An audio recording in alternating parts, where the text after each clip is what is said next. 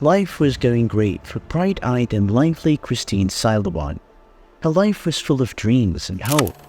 However, everything suddenly changed when her story took a dark turn. She was murdered in cold blood. Christine's murder was so tragic that it caught the attention of people around the world. But what exactly happened to her? And did she end up getting justice? The National Bureau of Investigation is not discounting the possibility that the 17-year-old suspect behind Christine Silawan's murder may have had accomplices. To solve this gruesome case, the NBI is now turning to cyber forensics and DNA analysis. Christine Lee Silawan was born on March 26, 2002, in the lively village of Lao City. Christine was known for her bright and friendly personality from a young age. She was the second child in her family, having an older sister who was significantly older and worked as a teacher, and younger siblings who were 13 and 14 years old. Christine was known for her cheerful and kind nature, which made her well-liked among her friends and family.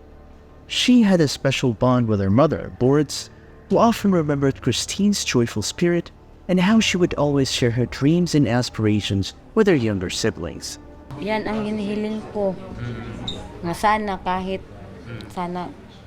pang birthday lang. Yun na talaga. So dinidinig ang panalangin ko. Christine attended Maribor National High School as a 9th grade student. She was known for her positive attitude, kindness, and joyful nature.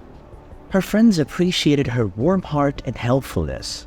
She had a clear vision for her future and dreamed of becoming a flight attendant, a goal she often discussed with her family. Christine was a devout Catholic, never missing Sunday Mass at Sacred Heart Parish. She actively participated in church activities and served as a collector during Mass. Christine had a strong sense of duty and responsibility, always informing her mother when she left and when she would return.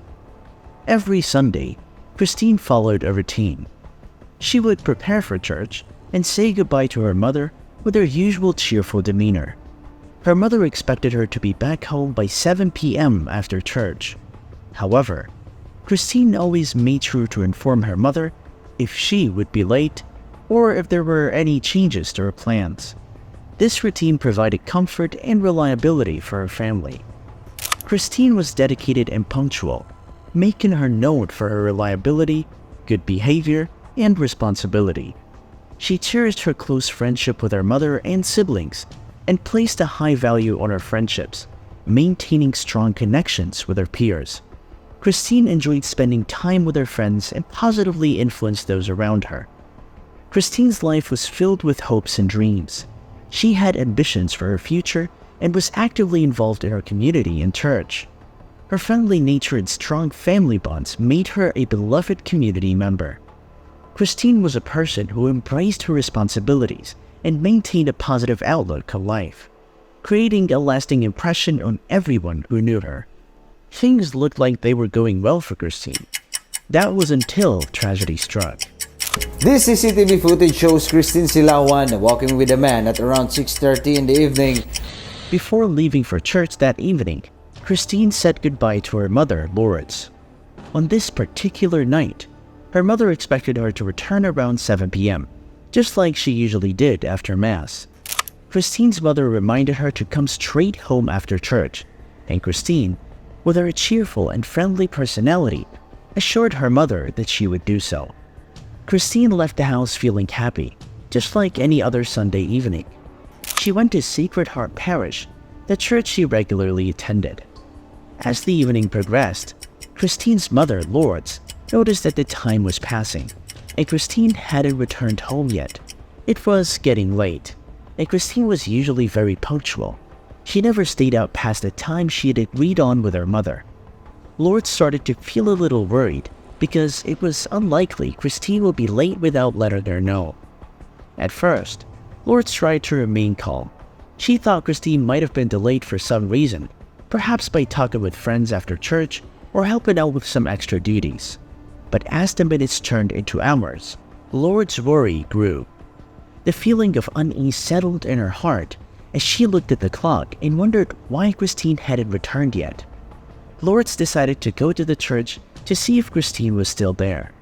When Lourdes arrived at the church, she had looked around, hoping to see her daughter, but Christine was nowhere to be found. She approached some of the people still at the church and asked them if they had seen Christine.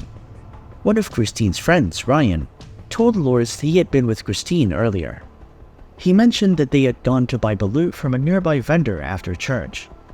Balut is a popular street food, and Christine often enjoyed it with her friends.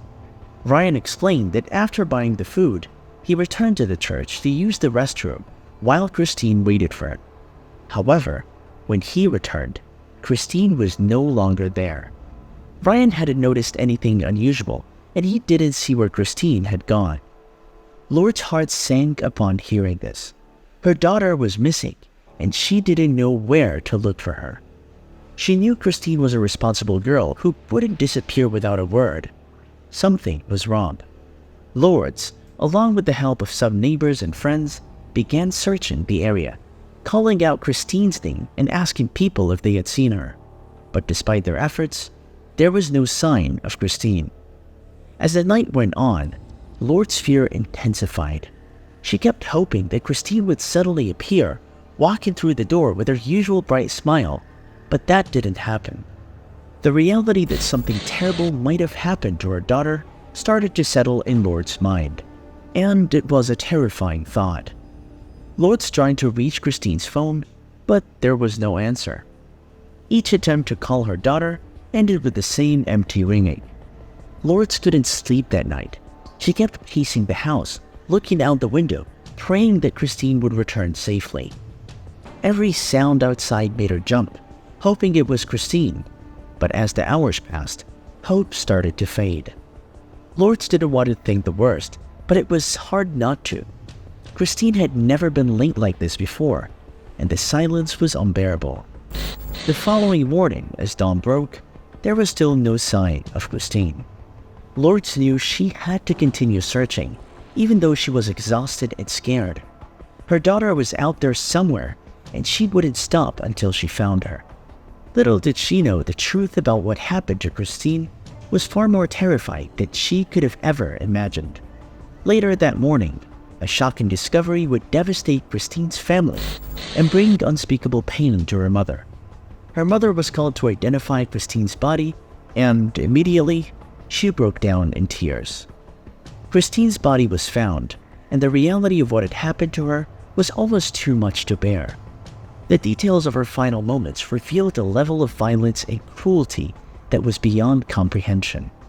Christine had suffered unimaginable pain, and her family was left to grapple with the overwhelming grief of losing her in such a terrible way.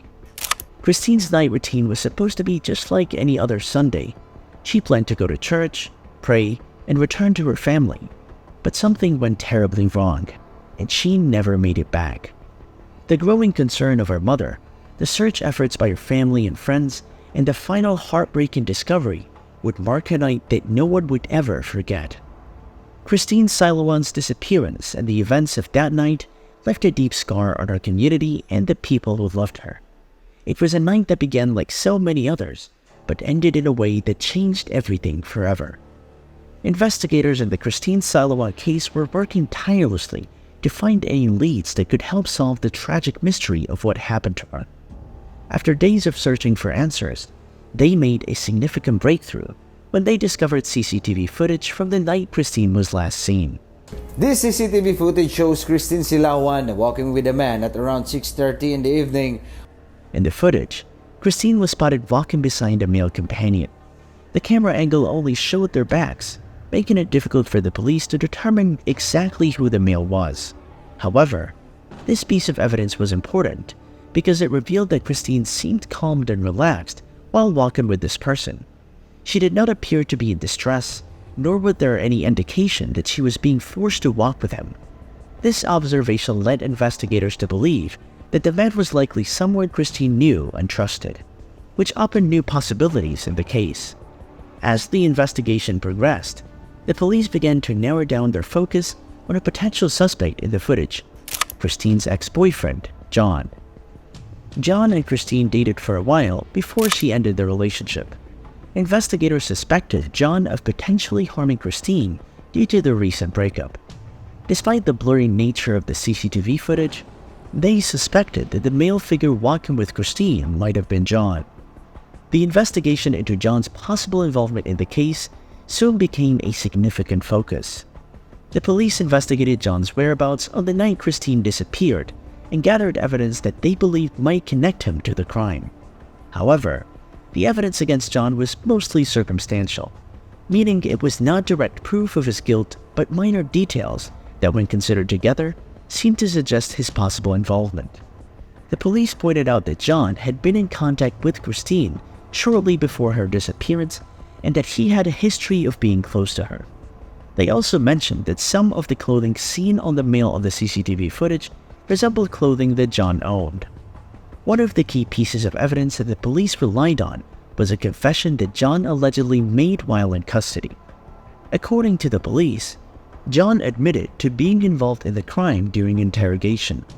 However, this confession was later questioned because it had been obtained before John had a lawyer present. This raised concerns about whether the confession was made voluntarily or if John had been pressured into confessing by the police. Because John was only 60 years old at the time, there were additional worries about whether he fully understood his rights during the interrogation. The fact that he was a minor and did not have legal representation when he confessed made some people doubt the legitimacy of the confession. John's family and friends were quick to defend him against the accusations. They insisted that John was not the kind of person who would commit such a terrible act and that he had been at home with his family on the night Christine went missing. But for the suspect's relatives, the allegation against the 17-year-old is baseless. They claim that the suspect was with them playing basketball and doing household chores. The suspect was released earlier this week after authorities said his initial arrest was warrantless and illegal. His mother spoke out publicly, saying that John had spent most of the day at home and playing basketball with his friends in the afternoon. Ang akong anak dako kay inosente oy nya maoy mag-suffer sa ingon ana nga mahimong patyon. Di ko musugot gyud mao ginang. She also said that he had returned home in the evening, just before the time Christine was believed to have disappeared. John's brother added that John had only dated Christine for a short period of time and that their relationship had ended months before the incident. According to his brother, John had moved on from the relationship and was not upset about the breakup. John's friends also backed up his alibi, saying that they had been with him on the day Christine went missing. They claimed that they had seen him playing basketball and that he had not acted suspiciously. His friends found it hard to believe that John could have been involved in something so serious, and they insisted that the timeline of events did not match up with the police theory of what happened. Despite the doubts raised by John's family and friends, the police continued to pursue him as a suspect. They argued that his connection to Christine, along with the circumstantial evidence and the confession he made, pointed to his involvement. The police also mentioned that John had failed a discernment test, which was designed to determine whether he was capable of understanding right from wrong due to his age. The test results indicated that John was of sound mind and fully aware of his actions, which the police used as further evidence against him. As the case against John unfolded, public opinion became divided.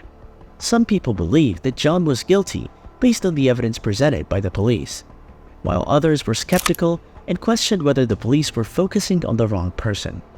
The fact that John was a minor and had confessed without a lawyer present made many people uneasy, and there were growing concerns that he might have been coerced into confessing.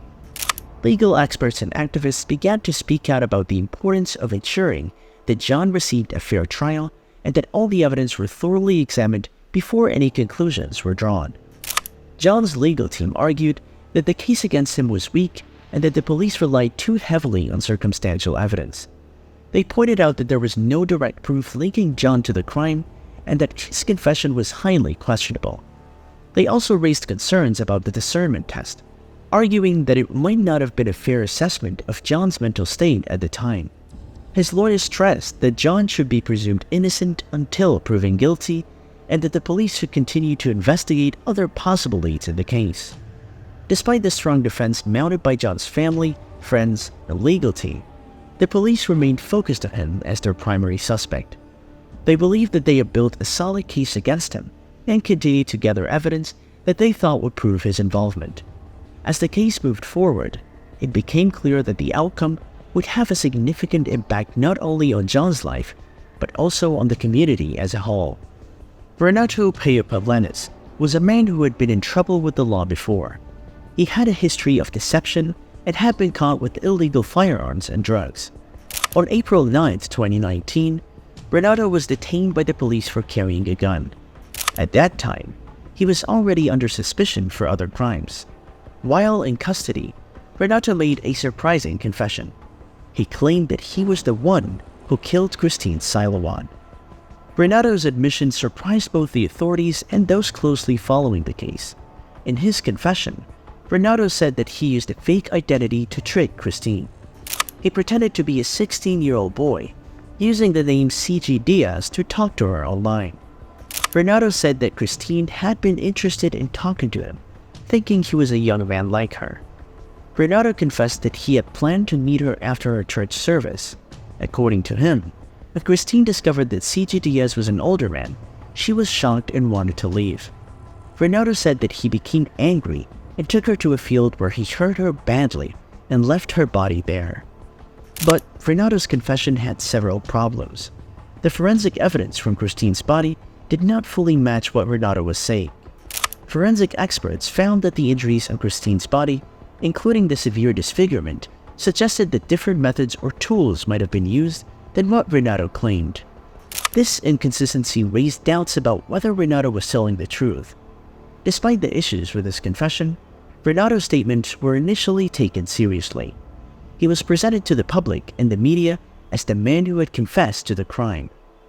Renato explained that he confessed because he felt sorry for another suspect, John, who had been wrongfully accused. Renato said he wanted to clear John's name and take responsibility for the crime himself. He claimed that confessing was also a way for him to ease his conscience. Renato also claimed to be the person seen in the CCTV footage with Christine. However, when the footage was compared side by side with Renato, there were clear differences. Renato admitted that he had used scissors to hurt Christine, but forensic analysis suggested that an acid might have been used to cause the disfigurement.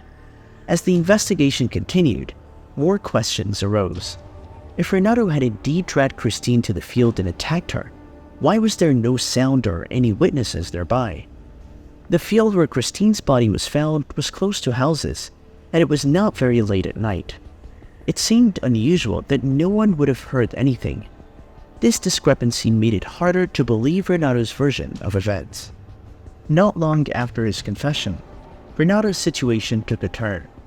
He later retracted his confession, saying he was not guilty of the crime. His retraction created more confusion about the case. Renato was found dead in his cell on May 24, 2019. Reports indicated that he had received threats from another inmate, who was Christine's uncle. Renato was also said to be feeling depressed before his death and had been trying to make news to take his own life. The circumstances of Renato's death raised further questions. The police declared the case closed, but many people were left unsettled. There were still unresolved questions about whether Renato had been the actual perpetrator or if there was more to the story. The case, which had drawn significant public attention, seemed to end abruptly with Renato's death. Renato Pavlanis' confession, the inconsistencies with forensic evidence, and his subsequent retraction and death left many unresolved issues. Therefore, the case of Christine Silawan remained a matter of public concern and debate as people continued to question the actual details of what happened. The closure of the case did not fully address all the doubts and concerns, leaving a sense of uncertainty and unfinished business. We'd love to hear your thoughts on who you think was responsible for what happened to Christine. We've reached the end of another video. If you enjoyed it, please consider showing your support by liking, subscribing to the channel, and sharing it with your friends. Can't wait to see you in the next video.